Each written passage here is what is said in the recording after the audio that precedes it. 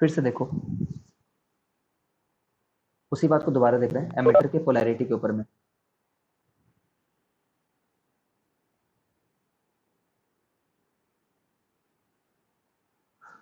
Stopper कैसे लगा होता है पहले तो ये समझो। स्टॉपर को अगर समझ रहे हो तो अच्छी बात है। स्टॉपर मतलब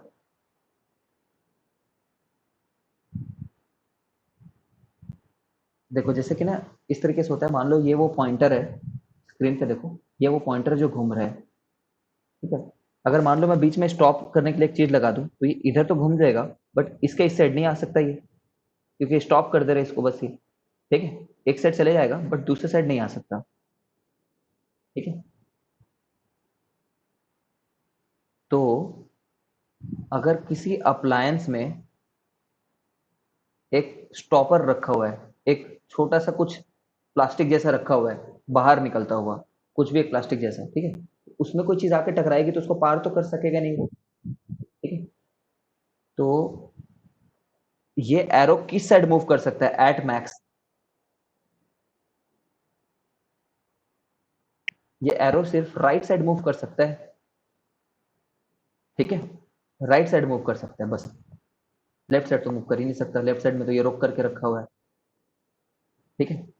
अब सोचो, अब मैंने जब इधर से करंट भेजा इस साइड से, तो ऐसा मान लो करंट जिस साइड की तरफ जाते रहता है ना, जिस तरफ करंट जाते रहता है उसी साइड में डिफ्लेक्ट करता है। किसको डिफ्लेक्ट करता है? इस पॉइंटर को, है ना, एक कुछ पॉइंट करने के लिए चीज होगी उसको डिफ्लेक्ट करता है इधर, ठीक है। ठीक है, मान लो कि अगर तुमने गैल्वेनोमीटर को, सॉरी एमीटर को, उसी एमीटर को बैटरी में उल्टे डायरेक्शन में कनेक्ट कर दिया है, उल्टे।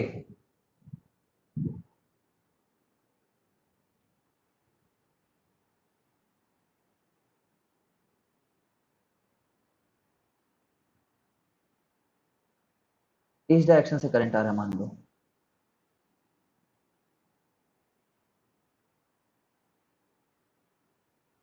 ठीक है। तो ये करंट किधर रोटेट करना चाहेगा? इस गैल्वेनोमीटर को, एमीटर को, इस एमीटर को वो करंट इधर रोटेट करना चाहेगा, उधर तो रोटेट हो ही नहीं सकता है। तो रीडिंग कितनी दिखाएगा इस केस में? इस केस में कितनी रीडिंग दिखाएगा एमीटर?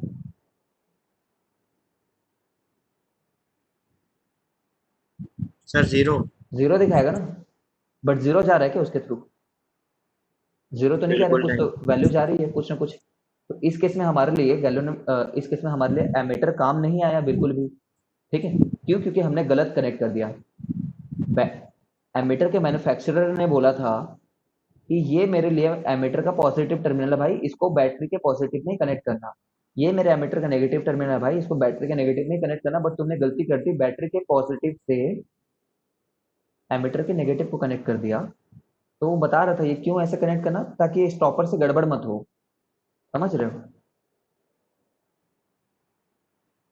ठीक है, इस केस में सही कनेक्ट किया था तो यहाँ पे काम कर गया था, ठीक है। इस केस में सही कनेक्ट किया था तुम, तो इस केस में जब आया तो इससे डिफ्लेक्ट हुआ, तुम्हें रीडिंग दिख जाएगी। समझ गए क्या मानिए?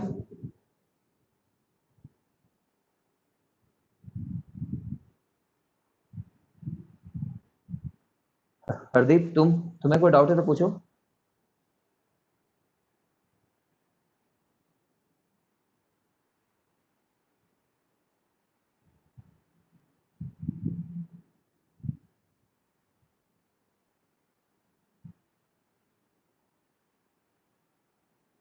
ठीक है, बस याद रख लो पॉजिटिव को पॉजिटिव से कनेक्ट करना।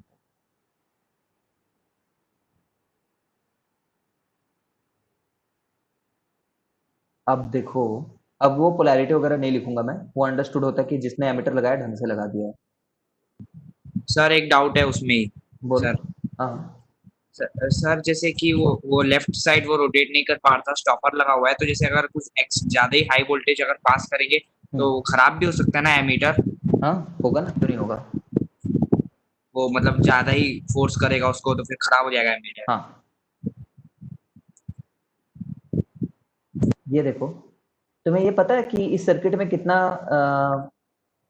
करंट फ्लो होता है? कैलकुलेट किए बिना ऐसे ही पूछ रहा हूँ मैं। चलो यार, क्वेश्चन के थ्रू ही कर लेते हैं।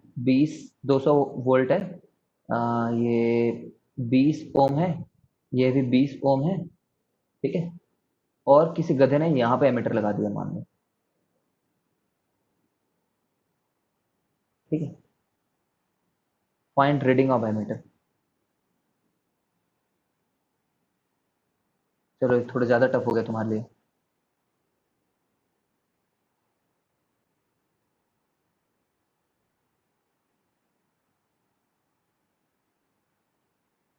चलो पूछ लेते हैं, फाइंड रीडिंग ऑफ एमीटर।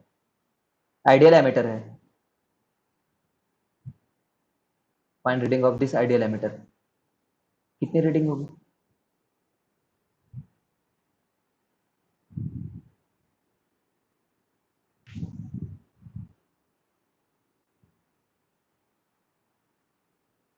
वह 5 आंसर जो है वो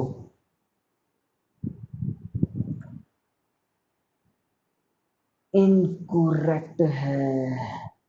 sir ammeter is always connected in parallel, I think. नहीं, ammeter is always connected in series.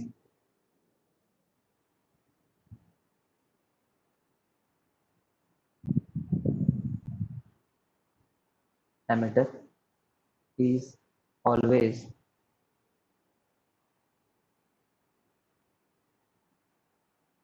connected in series with the appliance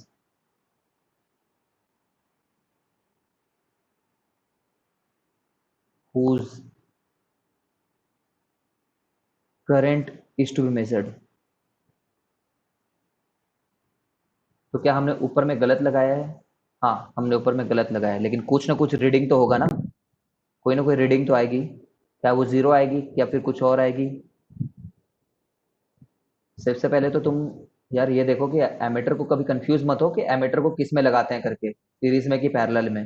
भाई तुम्हें इसके थ्रू करंट नापना तुम्हारा मकसद है, तुम्हें इस 10 ओम के थ्रू करंट नापना तुम्हारा मकसद है, तो तुम जानते हो ना जो 10 के थ्रू जाएगा वही इसके थ्रू चले जाएगा। इसलिए इसके पैरेलल में क्यों लगाओगे, फिर इसके सीरीज में लगाओगे ना, क्योंकि इसके थ्रू जो जाएगा वही इसके थ्रू जाएगा। और जब तुम इसके थ्रू नाप रहे होगे, इसके थ्रू तो तुम्हें लॉजिक से समझ में आ जाएगा, इसके थ्रू तुम्हें लॉजिक से नहीं, इसके थ्रू तुम्हें रीडिंग से दिख जाएगा इसके थ्रू कितना जा रहा है। तो तुम क्या बोलोगे, जो इसके थ्रू आया है रीडिंग वही पक्का इसका करंट होगा। समझ गया क्या वैभव, कि क्यों पैरेलल नहीं बोलना है, सीरीज बोलना है।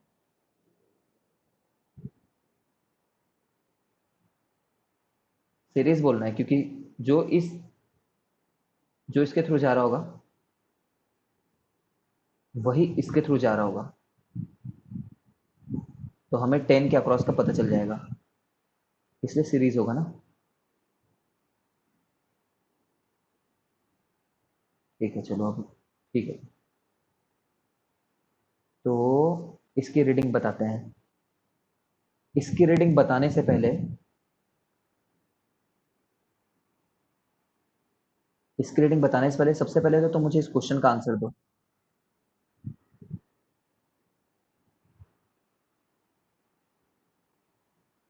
तब उसको आसानी से बता दोगे तुम लोग शायद फिर।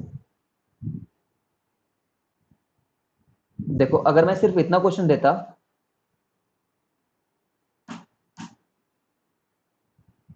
मैं अगर सिर्फ इतना क्वेश्चन देता कि इसका आर इक्विवेलेंट बताओ करके इस सर्किट का, तो तुम लोग बोलते 40 ओम, एवरीबॉडी नोज दिस, 40 ओम होगा करके।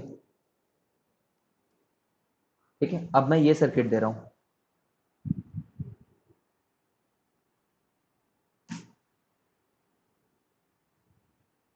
यहां से ऊपर लेके जाओ, एक वायर को सिर्फ जोड़ दो, इसका आर इक्विवेलेंट बताओ इस सर्किट का, पूरे सर्किट का कितना होगा?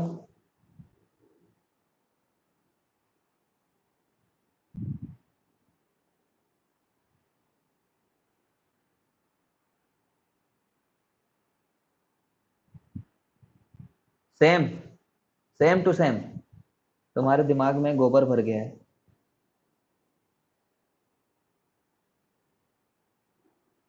गलत बोल रहे हो, कोई बात नहीं, तुम अभी छोटे हो ना तो गलत बोल रहे हो, सीखे नहीं हो तो कैसे बताओगे। देखो पहले इसको सॉल्व करते हैं इतने पार्ट को, है ना। ये कितना, ये जान रहे हो ना, 0 ओम है ऊपर वाला, 0 ओम है मान लो, ठीक है। हाँ 20 आंसर करेक्ट होगा। आर इक्विवेलेंट निकालना है हम लोग को, इसका पहले इसका निकालना है मान लो। तो उसका आंसर क्या आएगा, प्रोडक्ट अपॉन सम, कितना हो जाएगा 0, ठीक है। हमेशा याद रखना कि जब एक स्ट्रेट वायर और जब एक रेजिस्टेंस पैरेलल में होते हैं, ठीक है, तो हमेशा उनका इक्विवेलेंट 0 आ जाता है। जब भी वैसे दिखे ना तो उस वाले पार्ट को हटा ही देना उस वाले पार्ट को, कुछ नहीं है उसका एग्जिस्टेंस। फिजिक्स वाइज सोचे तो क्या होगा, फिजिक्स के हिसाब से सोचे, है ना, मतलब फिजिक्स की फील भी तो आनी चाहिए। Physics is a very beautiful subject. 20 ओम, 20 ओम। तो जब एक यहाँ पे कुछ आया होगा, कोई करंट यहाँ पे जब आई होगी कोई करंट, और उसको डिसाइड करना है कि वो इसमें से जाए या फिर इसमें से जाए या फिर कुछ कुछ बट जाए ऊपर नीचे में, तो बोलेगी ये तो मेरे लिए एक्सप्रेस वे है, एकदम एक एक्सप्रेस वे है, कोई रेजिस्टेंस नहीं है, 0 रेजिस्टेंस। तो मैं पूरा का पूरा इसी से क्यों ना चले जाऊं, ठीक है। तो इसका तो कोई अस्तित्व ही नहीं रह गया। जब इसका अस्तित्व ही नहीं रह गया तो उखाड़ फेंको इसको, कंफ्यूजन क्रिएट कर रहा है। तो ये सर्किट और ये सर्किट एक ही बात तो है, तार ही तो है, मैं मोड़ करके नीचे रख दिया, ठीक है। तो इसका आर इक्विवेलेंट जो आएगा वो 20 आएगा, 20 प्लस 0 इक्वल टू 20। कौन सा ये 20 है, ये 20 ये वाला 20 है, कौन सा ये 0 है, इन दोनों का जो कॉम्बिनेशन है वो 0 है, ठीक है। फिर से याद करो मैंने क्या बोला था, अगर पैरेलल में हो तो सबसे छोटे से भी छोटा आंसर आता है ना। देखो याद करो, 6 ओम और 3 ओम को जोड़ते थे तो इक्विवेलेंट आता था 2 ओम। सबसे छोटे से भी छोटा, सबसे छोटे से भी छोटा, तो 0 से छोटा क्या नेगेटिव थोड़ी आ जाएगा, 0 से छोटा थोड़ी नेगेटिव आ जाता फिरेगा।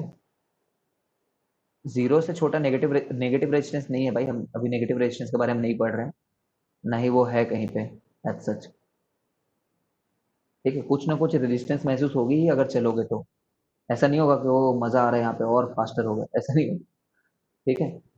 इसी बात पे अगर मैं बोलूँ इसमें कितना करंट पार होगा तो बोलना तुम 0 करंट पार होगा।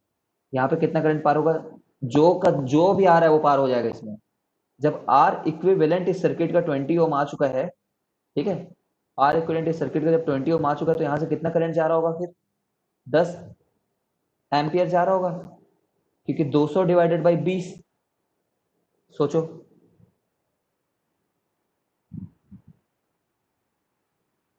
ठीक है, 200 डिवाइडेड बाई 20, ये वाला 20, फिर ये 10 गया गया गया गया गया गया, 10 इसके थ्रू गया, और यहाँ पे आया हुआ है 10 एम्पियर। अब सोच रहा है किस में जाऊं, पूरा का पूरा इसमें से चले जाएगा, ऊपर से ही चले जाएगा, बिकॉज 0 रेजिस्टेंस है ऊपर वाले पाथ का, नीचे में तो है ना रेजिस्टेंस है, ऊपर में एग्जाम ही 0 हो जाने के चलते ऊपर चले गया। अब इसकी वैल्यू बताओ, इसको कोई लेना देना नहीं नीचे से क्या जा रहा है, इसको बस ये लेना देना है कि मेरे थ्रू क्या जा रहा है। कितनी रीडिंग होगी, ठीक है, 10 एम्पियर रीडिंग, ठीक है। एक फाइनल क्वेश्चन,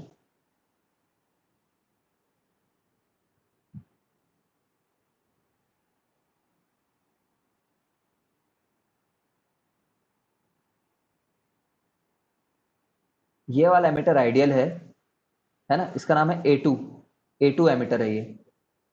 एक और एमीटर ले लेते हैं जिसका नाम है A1, है ना, और ये खुद ही 10 ओम का है, 10 ओम का है, ये 20 ओम का है, ये 30 ओम का है, ये वाला रेजिस्टेंस, ये तो आइडियल है, ये वाला एमीटर का खुद 10 ओम है,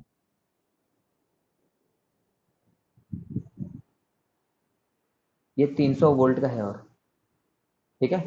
तो तुम्हें A1 की रीडिंग बतानी है, A2 की रीडिंग बतानी है,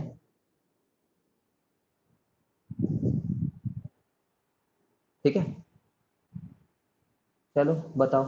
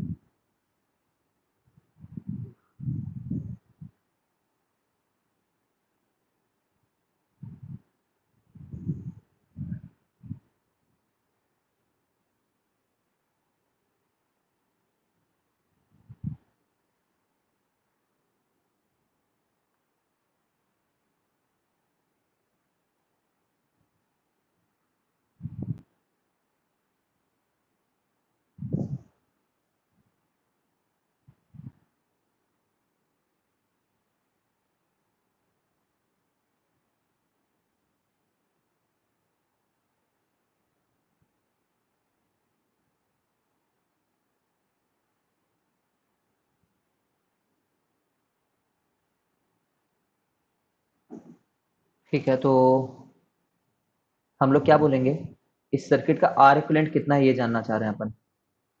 ठीक है, सर्किट का आर इक्विवेलेंट, ये आइडियल होने के चलते, ये आइडियल होने के चलते इसका आर इक्विवेलेंट हो चुका है 0, तो सर्किट का आर इक्विवेलेंट हो चुका है 30 ओम।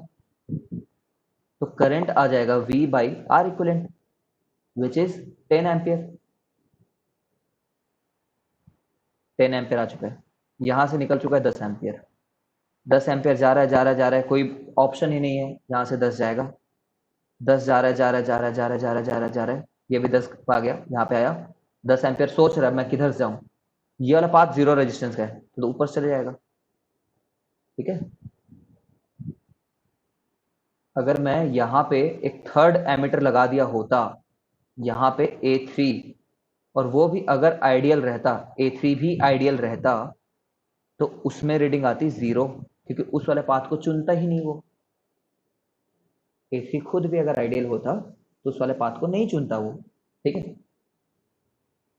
आइडियल नहीं भी होता अगर, ये मान लो A3 का अगर 10 ओम मैं कर भी देता, है ना, ये यहाँ पे लगा हुआ है जस्ट उससे पहले, इससे जस्ट पहले लगा हुआ है, समझ रहे हो ना, मतलब इसके साथ सीरीज में है। अगर 10 ओम का भी रहता तो 30 प्लस 10 40 ओम, 40 तो लेकिन 0 ओम के साथ पैरेलल में है ना, 40 ओम 0 के साथ पैरेलल में, तो तभी भी कोई डिफरेंस नहीं बनता। ठीक है, तो ये आइडियल रहे मत रहे, A3 में तो 0 रीडिंग आएगी। A3 में कुछ और जोड़ दो, ये 30 की जगह 60 होता तो कोई फर्क पड़ जाता क्या, 30 की जगह 60 होता तभी भी मैं बोलता इसका आर इक्विवेलेंट तो 0 है। ठीक है, तो इसलिए A3 में 0 ही होता अगर A3 यहाँ पे जस्ट बगल में रखा हुआ है इसके। ठीक है, ओके, बहुत हाई लेवल, जितना लेवल का करना चाहिए था हम कर चुके हैं, बहुत हाई लेवल हो गया वो। अब आते हैं वोल्ट मीटर पे। Volt meter always connected in parallel.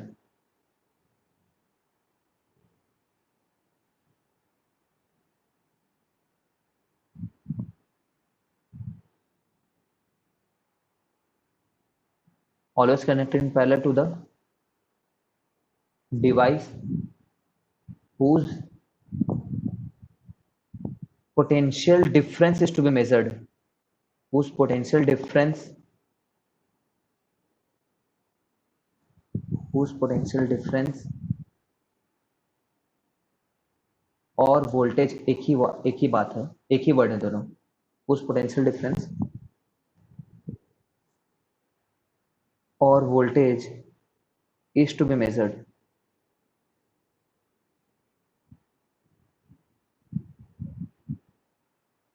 ठीक है, it measures difference of potential between its two end points।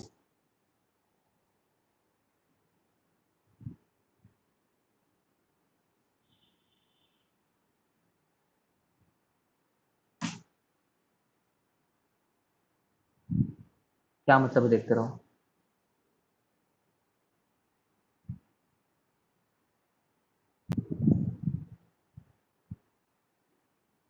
Ideal ammeter अगर एकदम ही आइडियल खरीद लिए हो तो उसके पास इन्फिनिट रेजिस्टेंस होना चाहिए। आइडियल है, रियल नहीं है, प्रैक्टिकल नहीं है ये बात। दुनिया में ऐसा कोई एमीटर नहीं बना हुआ है, सॉरी एमीटर लिख दिया मैंने गलती से, सॉरी।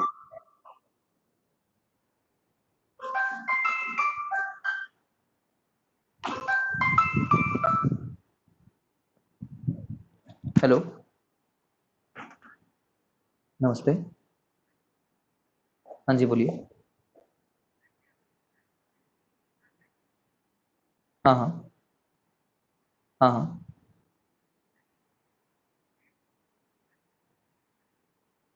तुषार मुखर्जी कौन सी क्लास में मैडम, गुरु मेरे को याद दिलाइएगा।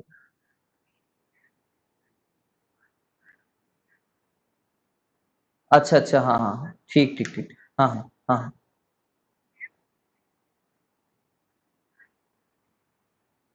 नहीं मैडम, सेपरेटली अभी तो पॉसिबल नहीं है। वैसे मैथ्स में ही लेता हूँ इन लोगों का सीनियर क्लासेस का, बट मैं फ्री नहीं रहता हूँ। जी जी जी। हाँ हाँ हाँ। तो टेंथ, वो ट्वेल्थ का मैथ्स पड़ेगा ना अब तो।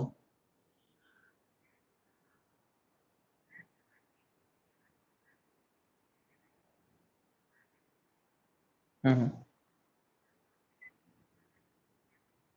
हम्म।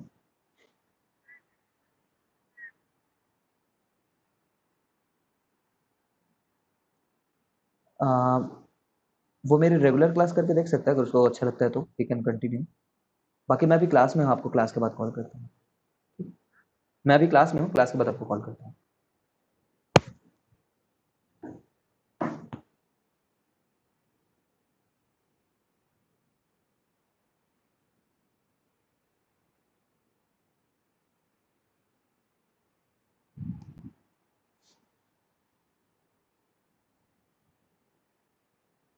Ideal volt meter has infinite resistance, but दुनिया में कोई वोल्ट मीटर आइडियल नहीं है ना। तो ऐसा बोल सकते हैं इन जनरल कि volt meter should have very high resistance करके। वोल्ट मीटर शुड हैव, क्यों होता है वो बताऊंगा। Should have very high resistance,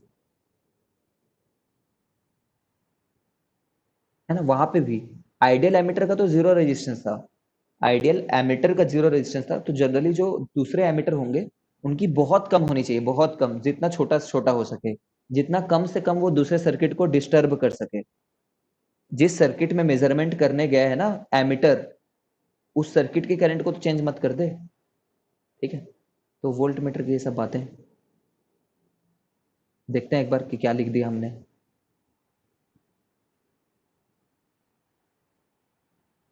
तो ये रहा।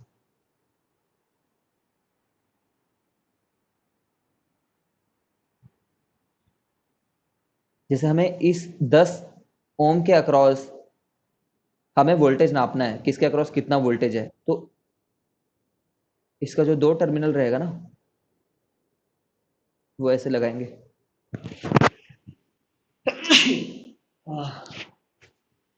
Really sorry. ठीक है भाई। ठीक है, तो ये क्या करेगा, ये वोल्ट मीटर का बस इतना ही काम है कि ये ना इस और इसके बीच के डिफरेंस को नापे, इसके और इसके बीच के डिफरेंस को। जैसे इस जगह का नाम हम लोग जीरो रख देते हैं वोल्टेज वाइज, और इस जगह का नाम हम लोग याद करो 200 पूरा वोल्ट फील हो रहा है बोलते, तो क्या नापता, 200 वोल्ट को नापता। इसकी रीडिंग यहाँ पे ना, इसकी रीडिंग यहाँ पे 200 आएगी। ठीक है, और आगे बढ़ते हैं।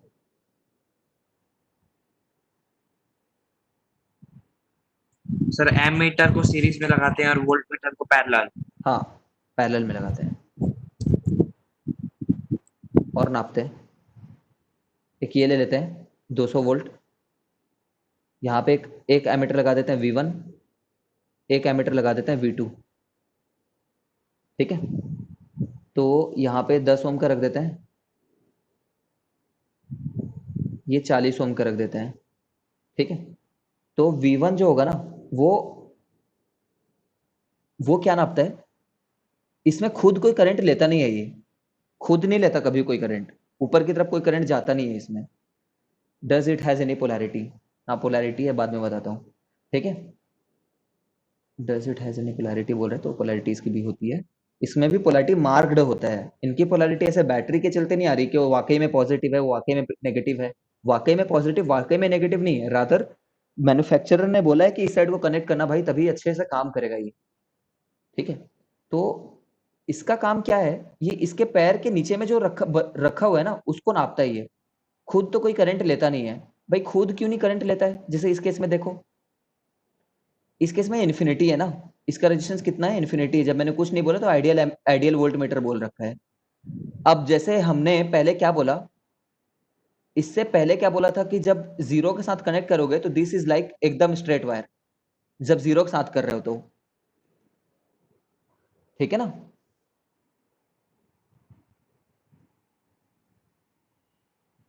लेकिन जब इन्फिनिटी के साथ कर रहे हो, इसके साथ, तो अगर कोई करंट यहां पे आ जाता है तो ऊपर से जाएगा क्या? बिल्कुल भी। कोई एक करंट आ गया, मान लो कितना भी एम्पियर आ गया है, वो क्या ऊपर से जाएगा? बिल्कुल भी, बिल्कुल नहीं जाएगा, बिल्कुल नहीं। बहुत हाई, इन्फिनाइट हाई रेजिस्टेंस है बोल देगा। इन्फिनिटी और 10 ओम को अगर पैरेलल में जोड़ोगे, 10 ओम और ऊपर में है इन्फिनाइट ओम, इनको अगर पैरेलल में जोड़ोगे तो आर इक्विवेलेंट कितना निकल करके आएगा? देखो,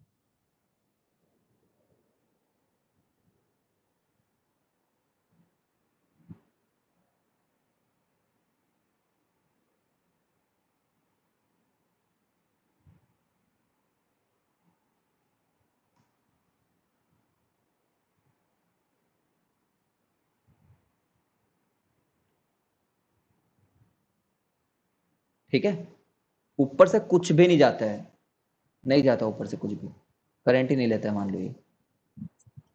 सर इतना 1 बाई इंफिनिटी 0 लिखा है, हाँ तो मतलब वन बाई, 0 होता है 1 बाई, हाँ one by sir 1 by infinity, infinity हाँ तो वन बाई 0 हो इंफिनिटी, जाता है। हाँ। 1 बाई कोई बहुत बड़ा नंबर, समझ रहे हो? 1 बाई कोई हाँ बहुत सर। ही बड़ा नंबर तो जीरो के आसपास आएगा ना। 1 बाई 1 करोड़ अरब लाख संख पद्म, तुम्हारे बच्चे पैदा हो गए वो भी लिखे ही जा रहे हैं, तो लगभग जीरो होगा ये। ठीक है,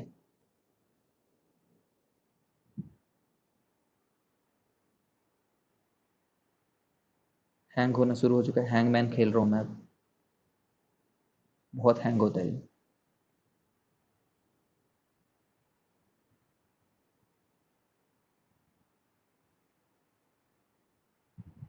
ठीक है, जस्ट अप्रोचिंग टू जीरो, सही बोल रहे हो वैभव, परफेक्ट। जीरो को अप्रोच कर रहे हैं। ठीक है, फिर उसमें से नहीं जाता है तो ये क्या काम करता है बेसिकली? V1, ये I1 R1 को नापता है, जो उसके पैर के नीचे I1 गुजर रही है। ठीक है, मैं तुम्हें सीधे बोल रहा हूँ, इसका इक्विवेलेंट निकालना है ना, आर इक्विवेलेंट, तो उनको सोचो ही मत, इनको मत सोचो, मत सोचो। क्यों? क्योंकि अभी हमने प्रूव किया कि उनको सोचोगे तो कोई फर्क नहीं आने वाला तुम्हारे आंसर में, है ना, 10 आ जाएगा। तो आर इक्विवेलेंट इस सर्किट का हो गया 50 ओम। ठीक है, 50 ओम हो गया है, तो आई कितना हो गया इस सर्किट में? 40 एम्पियर। कैसे 40 एम्पियर आया? 200/50। ठीक है, तो गलत कर दिया क्या मैंने? सही किया मैंने। ठीक है, तो जो 40 एम्पियर आ रहा है,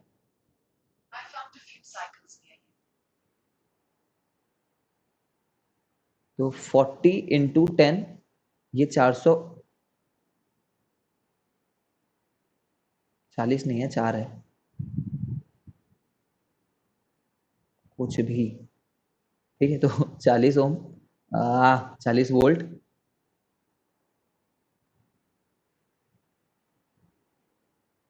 और V2 कितना नापेगा? वो I2 R2 नापेगा, बट इस केस में I सेम है, क्योंकि सेम सेम ही जा रहा है। जो यहाँ से गुजरा है 4 ओम, 4 एम्पियर, वही 4 एम्पियर उससे भी गुजर रहा है। ठीक है, कैसे नापना है देख लो एक बार, कैलकुलेट कैसे करना है सोचो। वो उसके पैर के नीचे वाले आई आर को नापता है।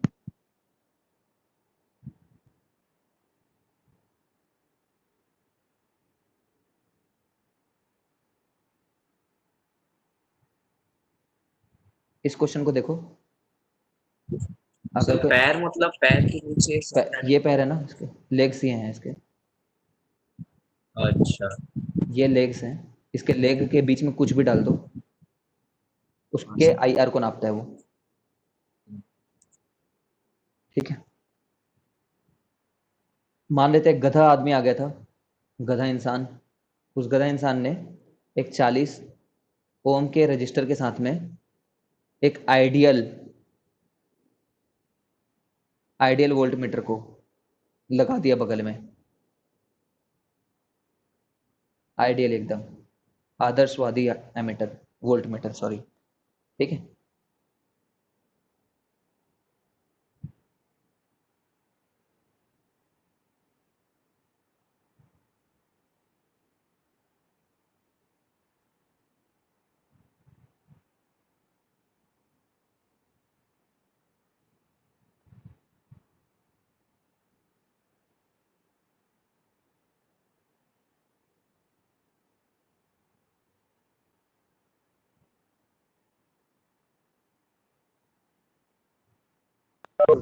एक मिनट रुकना ना।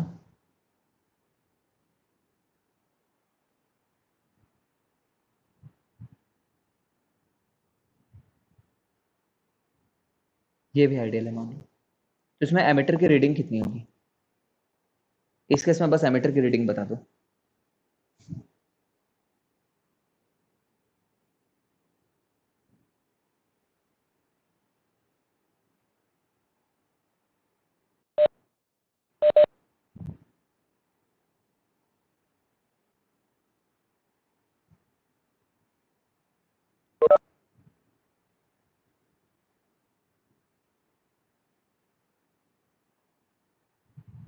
एमीटर की जो रीडिंग होगी वो पक्का 0 होगी, क्योंकि इसका आर इक्विवेलेंट इस सर्किट का इन्फिनिटी है।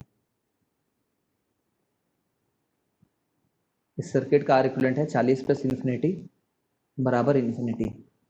40 प्लस इन्फिनिटी, इन्फिनिटी में 40 जोड़ दो तो कुछ मिलने वाला है नहीं तुम्हें, और इन्फिनिटी ही मिलेगा, ठीक है। एमीटर की रीडिंग 0 होगी।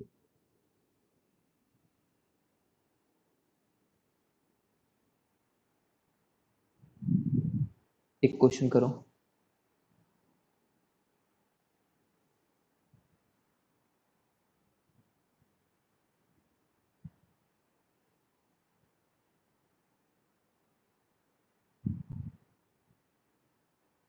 ये सीबीएसई क्वेश्चन है, इसको तुम्हें बनाने आना चाहिए।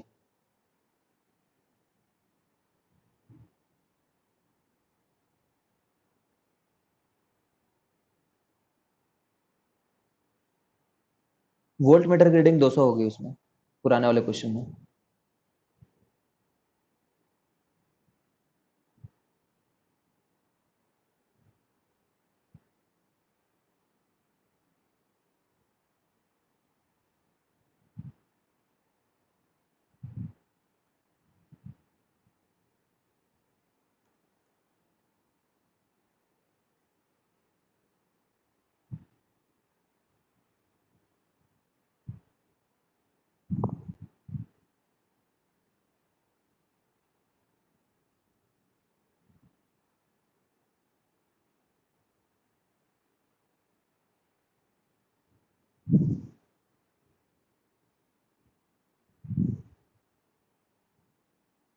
ये एमीटर नंबर 1 है, ये एमीटर नंबर 2 है।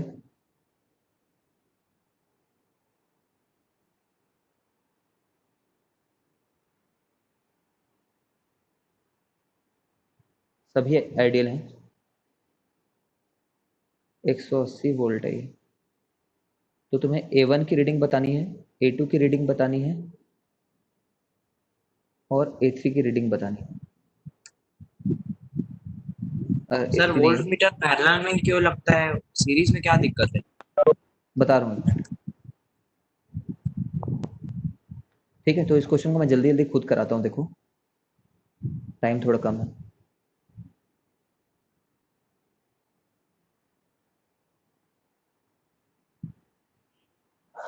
इस केस में तुम लोग बोलोगे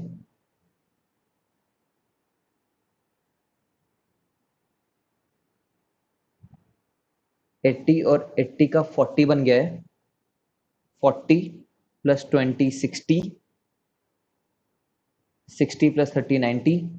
तो 90 होने के चलते यहां से दो, 90 ओम था तो 2 एम्पियर गया। जब 2 एम्पियर गया तो यहाँ पे एक और एक में बटेंगे, क्योंकि बराबर रेजिस्टेंस है। याद करो सिमेट्री से मैंने बोला था, इतना तो तुम्हें सीबीएसई में पूछ सकते हैं, ठीक है। एक और एक में बटेंगे, फिर ये मिल जाएंगे, यहाँ पे फिर से 2 हो जाएंगे।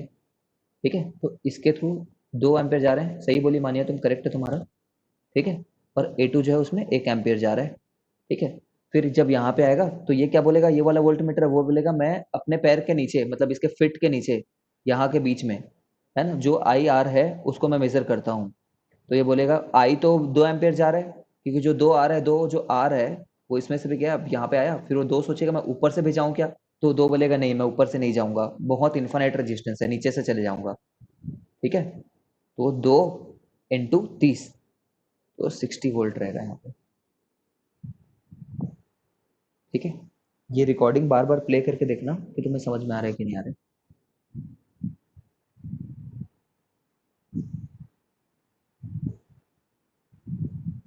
अब एक बार देख रहे हैं कि वाई वोल्ट मीटर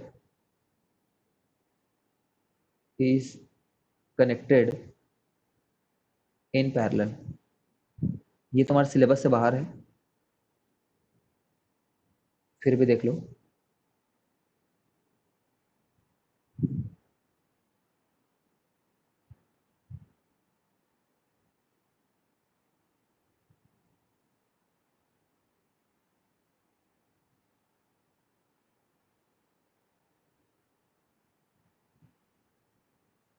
ठीक है, हाँ, ये आंसर अगर लिखना ही चाहो इसका आंसर तो लिख लो, जो वैभव बोल रहा है, टू मेजर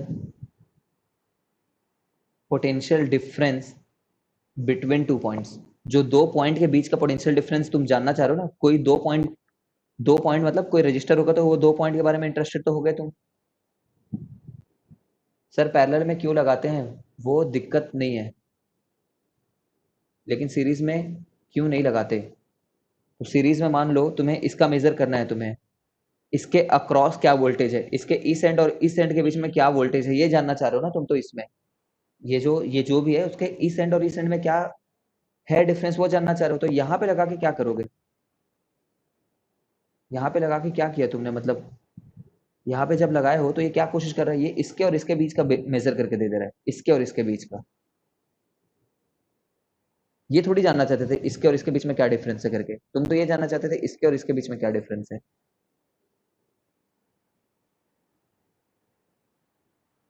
समझ गया क्या हरदीप और दिव्यांश।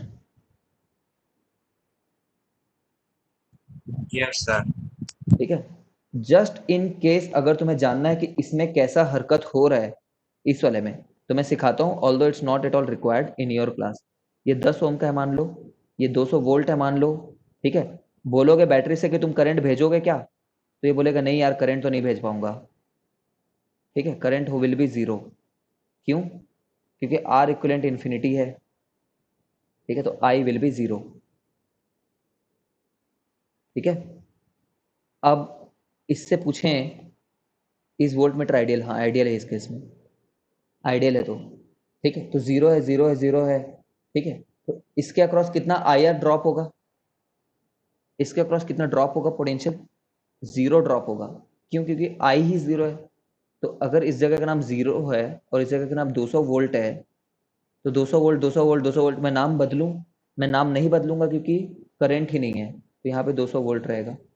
इसका नाम जीरो है, जीरो है, जीरो है, जीरो, इसका नाम भी जीरो रहेगा। ठीक है, ये 200 वोल्टेज नाप देगा। इन रियलिटी, ठीक है, 200 वोल्ट इसके अक्रॉस है ना। अब सोचो यहाँ पे, अब जो मैं फाइनल बात बता रहा हूँ उसको समझने की कोशिश करो, अगर समझ सकते हो तो, कंफ्यूज हो रहे हो तो भूल जाना। वोल्ट मीटर भी जो है ना, वोल्ट मीटर भी तो डिफ्लेक्शन दिखाने वाला है ना तुम्हें, वोल्ट मीटर भी कैसे भी करके डिफ्लेक्शन दिखाने वाला है तुम्हें। तो डिफ्लेक्शन दिखाने के लिए उसमें कुछ तो करंट जाना चाहिए ना,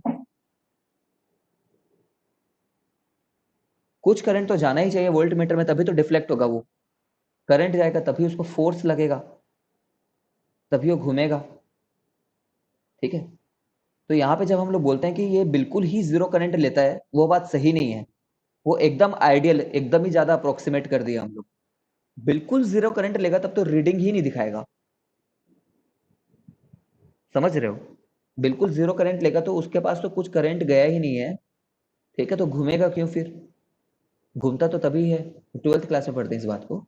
ठीक है, तो ये जीरो बोलने का मतलब है कि बहुत ही कम करंट ले रहा है, बहुत कम करंट। और इतने में घूम जा रहा है जितना उसको घूमना है। ठीक है, तो स्ट्रिक्टली स्पीकिंग जब यहाँ पे एकदम ही आइडियल होगा, ये अगर ये एकदम 100% आइडियल है, तो जीरो करंट जाने के चलते ये भी बिल्कुल ही जीरो रीडिंग दिखाएगा। क्यों? क्योंकि तो उसमें कुछ फोर्स लगा ही नहीं है। लेकिन उसके अक्रॉस है कितना वोल्टेज? वोल्टेज अभी भी 200 वोल्ट है, बट वो रीडिंग नहीं दिखा पा रहे, समझो, क्योंकि करंट ही नहीं आया है, ऐसा बोल देते हैं। करंट आएगा तभी घूम पाएगा, बट तुम उधर ध्यान मत दो। तुम ऐसा मानो कि करंट थोड़ा सा तो पहुंच ही रहा है। तुम अपने क्लास में यही मानोगे कि आइडियल वोल्ट मीटर के पास भी कुछ ना कुछ करंट पहुंचेगा तभी वो रीडिंग दिखाएगा। बिल्कुल ही जीरो करंट ड्रॉ करने पे कैसे रीडिंग दिखाएगा वो? ठीक है, तुम क्या बोलोगे? Does an ideal volt meter draw zero current? Yes, an ideal volt meter draw zero current. ठीक है ना, फिर भी रीडिंग दिखा देता है, मान लेंगे।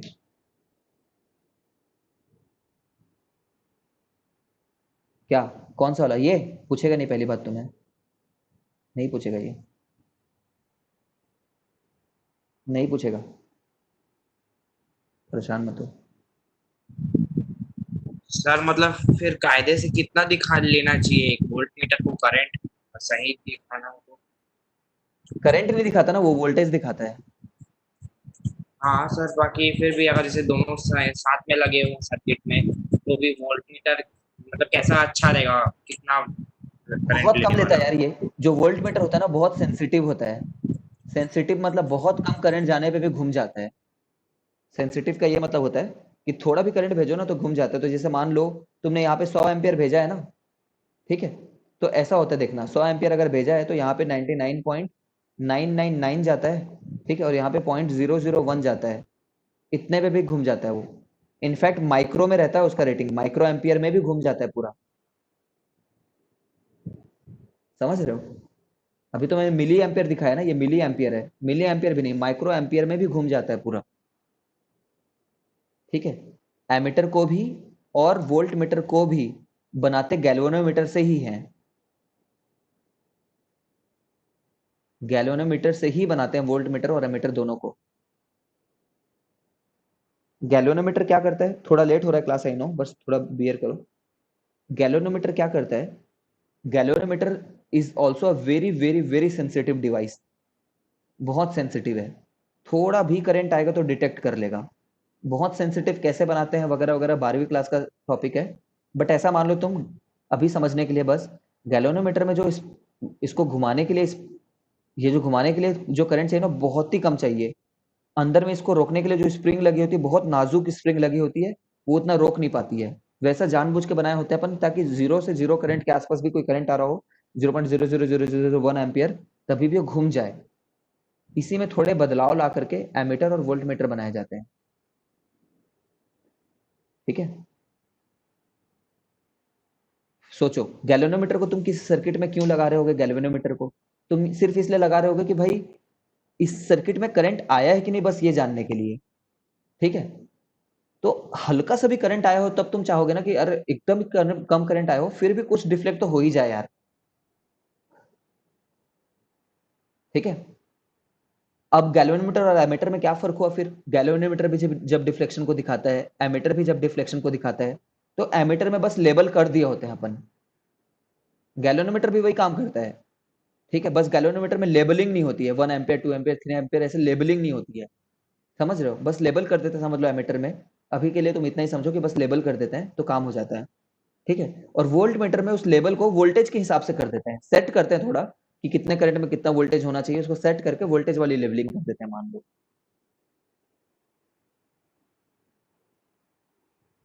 ठीक है, अभी फिलहाल बस तुम्हें क्या की पॉइंट्स याद रखना है? की पॉइंट्स याद ये रखना है, फाइनल रिवाइज करो, इसको बस याद रखो। एमीटर हमेशा सीरीज में कनेक्ट होगा। ठीक है, जीरो या फिर वेरी लेस रेजिस्टेंस होना चाहिए, इतना ही बस समझो। Volt meter should be connected in parallel, और इसका इन्फिनिट या फिर वेरी हाई रेजिस्टेंस होना चाहिए। ठीक है, तुम्हें इसके अलावा तुम्हें इसके अलावा ये क्वेश्चन बनाने आना चाहिए जो सीबीएसई में है, बस यही एक क्वेश्चन। ठीक है, और और एमीटर में कोई सरल सा क्वेश्चन नहीं कराया क्या एमीटर में मैंने? एमीटर में तो सभी अच्छे क्वेश्चन कराए हैं मैंने। तुम्हें ये क्वेश्चन बनाने आना चाहिए, समझो। ठीक है, ये भी थोड़ा ऊपर लेवल का है सीबीएसई से। ठीक है, बस इतना ही। I think the chapter is over. अगर कुछ रह गया हो तो बताओ।